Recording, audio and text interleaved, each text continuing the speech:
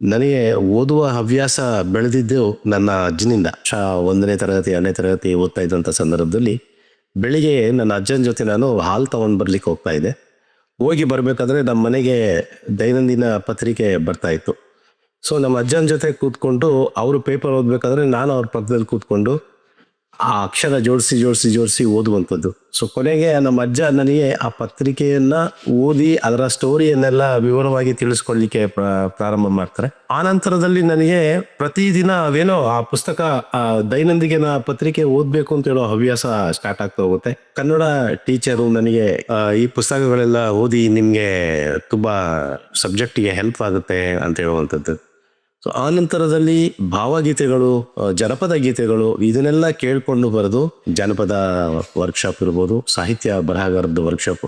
So ಇಂಥದ್ರಲ್ಲೆಲ್ಲ ಹೋದಾಗೆಲ್ಲ ಕೆಲವು ಪುಸ್ತಕಗಳನ್ನ ಅವರು ಉಡುಗೊರೆಯಾಗಿ ಕೊಡ್ತಾ ಇದ್ರು ಟ್ರಾವೆಲ್ ಮಾಡುವಾಗ ಅಥವಾ ಮನೆಗೆ ಬಂದ್ಮೇಲೆ. ಅಲ್ಲಿ ಓದಿ ಅದೇ ರೀತಿಯಲ್ಲಿ ನನಗೆ ಪುಸ್ತಕ ಓದುವ ಹವ್ಯಾಸ ಬೆಳೀತಾ ಬಂತು.